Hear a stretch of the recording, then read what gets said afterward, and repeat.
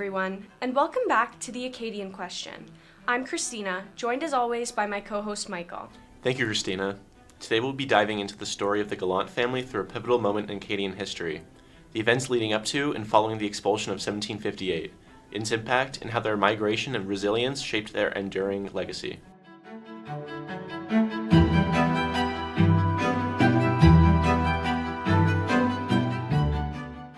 Joining us today is Maxine, an undergraduate history student at Brock. Maxine has been researching the Gallant family who appeared in the census of 1752, as well as the events leading up to and following the expulsion of the Acadians in 1758. Thank you for having me. The story of the Acadians, the French colonists who settled in colonial Canada, and for the sake of our story, specifically Ile St. is certainly a rich one. One way we can understand the expulsion of the Acadians is through the lens of it being part of one of the first instances of a state-sponsored ethnic cleansing initiative. The story of the descendants of Michel Hache de Gallant really encapsulate the diverse range of the Acadian experience of the expulsion. Before we dive into the Gallants themselves, let's provide our listeners with some context. The Acadian expulsion didn't happen overnight. It was the culmination of decades of conflict and colonial rivalry. Maxine, can you help us understand what led to this tragic event? You're absolutely right, Michael. In order to first contextualize the expulsion, we must understand the events leading up to it. Now, at this point, despite permanent settlement only beginning around 1720 in Ile St. The French had been aware of Ile St. for nearly 200 years. Jacques Cartier, a French explorer, set the groundwork for Acadian settlement in 1534 as he left St. Malo, France, and headed an expedition towards Newfoundland. Cartier wrote extensively during his voyages, and considering all the information he gave, it is clear that shortly after he arrived, he stepped foot on what would become Ile St. At the time, the island was known as Apetwick. The name Ile St. our settlement to focus, stuck quickly with the French, and Samuel de Champlain, another explorer, though nearly a century younger than Cartier, referenced the island in an account as early as 1603. The first official French settlement in Acadia occurred in 1604 at Port Royal. And since the first settlement, there had been continual war fought between the British, who had settled along the coast of the Atlantic, and the French. At this point, however, there had been no official permanent settlement made in Ile St. Which we understand would change following the Treaty of Utrecht in 1713. Exactly. Then the French turned their attention towards the construction of a fort in Louisbourg and establishing settlements at Ile Royale and Ile St. Ile St. was viewed as necessary to the success of Louisbourg as the soil was fertile and they were expected to supply goods for the fort. Oh gosh, after our discussion of mouse plagues last episode, I imagine that didn't always go to plan. Okay, so we can see that Ile St. was in France's mind for far longer than 1720, but it was a loss of land to the British that led to its official settlement efforts. This aligns with what we discussed in episode 1, and it's clear that British-French relations were tense well before Ile St. establishment. Maxine, you talked about how there were transfers of land between Britain and France. Were there any specific reasons the British wanted to erase Acadian presence? I think we can really describe the buildup of the deportation of Acadians through 4 separate properties. For one, the antipathy that both the British and French harbored towards each other is a question of colonial enterprise, as both nations sought to extract the resources of the land for either militant or economic needs. Secondly, Acadians, for the most part, somewhat ignored the authority of the state and were able to live this way because they lived usually outside the boundaries of normal settlement. I imagine that this was partly due to the back-and-forth nature of the colonial powers around them. Most likely, yes. The Acadians had shaped their own identity separate from the colonial ones around them. Anne-Marie Lane Jonah and Elizabeth Tate explain this deeper in their work, Filles d'Acadie, Femmes de Louisbourg, Acadian Women and French Colonial Society in 18th Century Louisbourg. But the Acadian people did not exactly adhere to metropolitan concepts of social normalcy. We can see this through their localized relationships with the Micmac, sometimes intermarrying and living amongst them. Though overall, they were a people who were largely concerned with their own existence and survival. This they did relatively well, and I'm sure as you both noticed looking at the 1752 census of Ile St. Of course, there are some families who struggled, though many were doing well for themselves. And they put effort into cultivating the land, clearing plots, and diking marshlands. For the British, it seems it might have been easier to remove what they perceived to be a nuisance, so to speak. After all, for the British, why deal with the French residents on British land when that land can be given to loyal British subjects instead? Captain Samuel Holland's British map of Ile St. which became St. John's Island in 1765, offers clues to various Acadian properties still standing after their forced removal.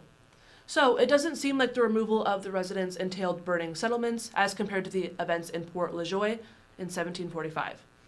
The Acadians were also successful in illegal trade with the French, despite the British controlling the land, which amounted in their relative economic success in Acadia and beyond.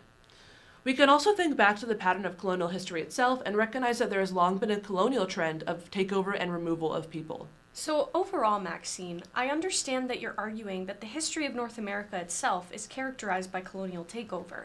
Is there any discernible event that warranted the British-led confiscation of Acadia and the subsequent Acadian deportation even more? Yes, and I think we can amount the eventual expulsion up to 4 key events in colonial history. Firstly, there is the initial conquest of Acadia in 1710, then the Treaty of Utrecht, which followed in 1713, then to King George's War from 1744 to 1748, and a lot of conflict around that time, especially the war itself, caused an influx of migration from Acadians due to the separate expulsion in 1755. Lastly, the 7 Years' War from 1756 to 1763 was really the final straw for the British in allowing Acadian settlement in Ile St. and beyond. The North American theater of this war began in 1754. We've discussed the initial conquest of Acadia, but King George's War was taking place when Port La Joie was captured in 1745, yes? We know that this event caused migration within the island, especially for our Hache Gallants. Yes, and King George's War continued the trend of an inconclusive colonial struggle between France and Great Britain. At that point, the British had Port Royal and much of French territory since the initial conquest of Acadia in 1710 and then the Treaty of Utrecht. Once Port Royal was lost in 1710, Louisbourg remained the only real French stronghold in the Maritimes. Now, if Louisbourg fell, then there was nothing stopping the British from fully obtaining Acadia. And we've seen what happens when Louisbourg falls. Yes, shortly after the British successfully took Louisbourg, they then set quickly out to take over Ile St. through the Three Rivers and Port La Joie. This was met with resistance as there was a counterattack by groups of the Mi'kmaq and Acadians. Regardless, the British were successful, and Acadian settlers started to offer their submission on the terms of retaining their lands. And I understand why. Over the next 4 years, Louisbourg continued to be occupied by the British, and the Acadians were left without a garrison or civil and judicial officers. At this point, rumors about the British intent to export the Acadians of Ile St. John back to France started to surface in 1746. Did you know that a planned deportation had already been in the works at this point? But the British governor of Louisbourg couldn't get enough ships to effectively meet the goal, and the inhabitants were left alone. In 1748, Britain's temporary possession of Ile St. and Ile Royale ended, though they'd be back later on. That certainly explains the anxiety that was growing on the island. Even though Ile St. Jean was safe for the time being, Acadians from the mainland began to arrive at this time, their numbers steadily growing past our 1752 census. Yes, and the eventual 1758 expulsion wasn't the first. In fact, the 1755 deportation of Acadians from Nova Scotia was an even larger effort in the British deportation of Acadians. The 1755 expulsion resulted in the forced removal of approximately 6,000 or 7,000 Acadians. Wow, they displaced a lot of people. Yes, and many who escaped found themselves in Ile St. Acadians in Ile St. were caught up in the consequences of the global conflict that resulted from the 7 Years' War. The large influx of Acadians present on the island as a result of the exportation of 1755 only further agitated the British once Louisbourg was once again under their control in 1758. Once the British finally had control over Louisbourg, the subsequent expulsion of all Acadians living there and surrounding areas was bound to happen next. What happened is one thing, but Maxine, can you describe the experience of Acadians throughout the expulsion? Yes, now we can really characterize the ways in which Acadians experienced this expulsion in 3 separate ways. There are those who stayed, albeit while evading the British, those who survived en route to their new homes, and those who died during the deportation. In order to understand this idea further, I would like to take a look into 3 family members of our patriarch that we discussed in episode 1, Michel Hache de Gallant. Here, we will look to Marie Genty, Madeleine Duval, and Charles Hache. Their stories demonstrate the varying fates of Ile St. Jean's population. I understand that you guys discussed Marie Genty in the last episode, correct? Yes, Marie was the widow of Jean-Baptiste, one of Michel Hache Gallant's many sons. Marie was born in Port Royal in 1704, and by the age of 15 married Jean-Baptiste. The couple arrived in Port La Joie in 1722. 2 years after Michael had first settled. By the time of the census we have been focusing on, Jean-Baptiste had already passed away, and Marie was a widow. Marie, along with her 2 sons and one of their wives, was one of the victims of the 1758 expulsion to be loaded onto a ship by the British and sent to France. The British held no special consideration for anyone and loaded children, pregnant women, and the elderly onto ships. In fact, 2 priests on the island journeyed to Ile Royale to attempt to reason with British officials and make them reconsider their plan, although the attempt was unsuccessful. I bring this up, though, because Earl Lockerbie names Father Pierre Cassiette as being one of the hopeful priests, and Cassiette was the parish priest of our Acadians settled in Rivière du Nord-Est. Wow, that sounds incredibly difficult. I take it Cassiette was among those eventually deported as well? Yes, Father Cassiette was deported to France, and thankfully he survived the journey. Unfortunately, though, the parish records of St. Louis du Nord did not. Many people died during the journey to France and other spots along the coast of North America. As historians, it's really hard to imagine the perilous condition that Acadians experienced during their deportation on these ships. Acadians were stored in the hold of the ships. This was an area for cargo and was a breeding ground for sickness and disease. Though not the experience of Marie, many women were forced to give birth in these conditions. And in the 2016 book, Acadian Women of PEI, mentions that some mothers had to hold their children's lifeless bodies. Despite the treacherous journey that was the transatlantic passage, Marie survived and arrived in St. Malo with her family on January 23, 1759. We don't know for sure which one of the ships housed Marie, though she was one of the 1,020 who left Ile St. Jean and aborted the John and Samuel, Matthias, Patience, Yarmouth, and Restoration. 342 lives were lost to disease and illness across the 5 ships. Marie, having survived an enduring brief hospital stay, lived in France for the rest of her life and died at the age of 80. Do we know what the reaction to their arrival in France would have been like? I can't imagine what the local French population must have been thinking as the ships rolled in. That's a really good question, and considering the war taking place, the forced displacement of the Acadians was certainly utilized by French propaganda efforts. The loose sheets of the late 1750s covered the fate of the Acadians considerably, and stoked outrage against the barbarity of the English among the French population. Historian William Newbigging raises the highly emotional relation of what happened in Acadia as an early example of this trend, as the pamphlet used flowery sentimental language to invite patriotic sentiment and urge a deep hatred of the English. In considering the fate of Ile St. Jean residents, it doesn't seem like fostering resentment towards the English was very difficult.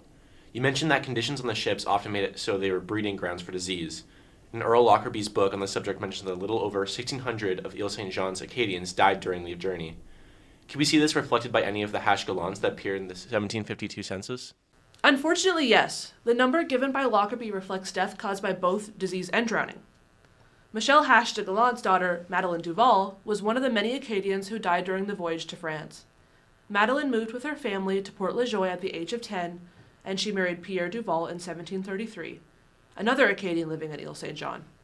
The couple were living in Rivière du Nord-Est with their 6 children by 1752, and when the expulsion of the Acadians happened, Madeleine and her family were deported to France, like her sister-in-law and her nephews. Yeah, I remember reading about this. There's a passenger list held by the Canadian Heritage Archives that lists Madeleine and her family as passengers aboard the Duke William. Though that seems impossible, does it not? 396 of the ship's 400 passengers perished from disease or drowning when the ship sank in December of 1758, taking the official lists with it. Exactly, though we do know that Madeleine and her family sadly died during the journey, regardless of inconsistencies surrounding which ship they were placed on. While we are focusing on the extended family of the Hache Gallants, Madeleine's story represents that of many others, even her neighbors in Rivière du Nord-Est. Looking back at the 1752 census, Madeleine was living relatively well. Her family was well established on the island, and La Roque's assessment of their property reveals a family successfully cultivating their land with a healthy amount of livestock. It is very sad to look forward and see how their lives changed so dramatically only 6 years later, as though the hard work they poured into their home meant nothing once the British came. Do we know what happened to them? Madeleine was expelled with her husband Pierre and all of their children. Their eldest daughter, Marie Joseph, was married with 2 young daughters, and the young family was deported alongside her parents and siblings. Tragically, the entire family, except for Marie, would perish during the journey, as surviving records list Marie Joseph as a patient of the Hotel du Hospital in St. Malo. where she passed away on March 23, 1759, and was buried the next day. According to hospital record, Marie Joseph was only 22 years old from Acadia and the widow of Pierre Paul Martin, a farmer. I'm looking at the census right now, and did you know that in 1752, the Duvals and the Martins were neighbors? This is a truly upsetting event, and one that we must remember through the lives of those who experienced it. It's not something I noticed before, or if I did, I didn't think much of it. But these small details are incredibly insightful when considering how sobering it is to read these numbers, and then connect them to real people whose lives were unfairly cut short. Historian Earl Lockerbie estimates that in 1758, a total of 3,000 Acadians were removed from Ile St. Jean and sent to France and other areas. While some Acadians managed to make their way back to the Maritimes, others settled in France, like Marie Genty and her sons, the Caribbean, and even to Louisiana. Maxine, did any Hache Gallants manage to avoid deportation entirely? Yes, it has been estimated that around 1,600 Acadians in Ile St. Jean managed to avoid the mass deportation of 1758. Charles Hache, Michel Hache de Gallant's son, managed to evade British forces with his family by fleeing to Restigouche in modern-day New Brunswick, where they were first recorded in 1760. I was reading The Deportation of the Acadians from Ile St. Jean 1758 by Earl Lockerbie recently, and noticed a familiar name among the fugitives from Ile St. Jean. Louise Marguerite Potier Dubuisson. Lockerbie mentions that she escaped to Restigouche, but she was actually living with Charles Hache's family at the time of the 1752 census. You're right. Yes, it is likely then that they escaped together. Some residents of Ile St. Jean escaped the island just before the British arrival and relocated to the Bay of Chaleur region, one of which being Nicolas Gautier, the son of the affluent Nicolas Gautier that you guys discussed in episode 2. It seems likely that the residents of Ile St. Jean grew wary not only due to their own history with the British, but at the news of the deportations from mainland Acadia that began 3 years earlier as well. Gautier and others who escaped early assisted those displaced after the British arrived, and helped many of them reach Restigouche and surrounding areas. Wow, it's interesting to see how this is all coming together then. Exactly. The Hache Gallants were among the most influential of Ile St. Jean's earliest residents, while the Gautiers were similarly prominent later arrivals. It makes sense that Charles would seek his help. It really shows how useful resources like the censuses can be in unraveling deeper stories. Speaking of deeper stories, Charles's family didn't stop in Restigouche. While Charles passed away sometime before 1763, that same year his wife Genevieve is named on a letter to the King of France asking for assistance in leaving Ile St. Jean to live in a French colony. So they made it back to the island at some point between 1761 and 1763. That's so interesting. Can we assume that others eventually made their way back to Ile St. John as well? Certainly, and not only members of the Hache Gallant family. According to the 2021 census of Canada, approximately 5.5% of PEI's residents identify as Acadian. Overall, it's such a tragic story. We've only looked at the experiences of a select few members of the Hache Gallant family, who in turn represent the experiences of the island as a whole. But Maxine, how do we see the Gallants and Acadian resilience in general in the years that followed? Despite everything, the Gallant story is a testament to the strength of the Acadian people. Some families returned to North America, rebuilding their lives in places like Prince Edward Island and Louisiana, where they became Cajuns. On PEI, communities like Rustico and St. Eleanor's are part of this legacy, showing how Acadian tradition and culture has endured. That's an incredible legacy. It really is. It's amazing how one family's story, like the Gallants, can reflect the broader struggles and triumphs of an entire people. Absolutely. Their experience reminds us not just of the injustices they faced, but also their determination to survive, rebuild, and preserve their identity. And their story didn't end there. Today, descendants of the Gallant family and other Acadians celebrate their heritage at events like the World Acadian Congress, connecting people from around the globe. It's such a powerful reminder that history isn't just about the past. It lives on in the stories, traditions, and communities that we carry forward. Well said, Kristina. And Maxine, thank you so much for sharing your research with us today. To our listeners, thank you for joining us on this deep dive into the Gallant family and the broader history of Ile St. Jean in their most challenging moment. It's difficult to imagine how the Hache Gallants felt in the years following 1758. When we look at them in 1752, they're a large extended family mostly concentrated in one settlement, and many of them are neighbors. This is not a pattern solely unique to the Gallants, but many of their households were strategically placed neighboring those of their siblings, aunts, uncles, and cousins. Following the events of 1758, they're scattered. Some are an ocean away, and some managed to remain close to home. Others, sadly, passed away, with entire families losing their lives. We will see you all in our next and final episode, where we'll explore the enduring legacy of the Gallants and how their story continues to shape Acadian culture today, with the help of a special guest that we are incredibly grateful to have had the opportunity to speak to. Until then, keep asking questions, keep exploring history, and keep connecting with the stories that make us who we are. Only then can we better understand the wider stories around us. Thank you all for listening. I'm Michael. And I'm Kristina. See you all next episode on The Acadian Question.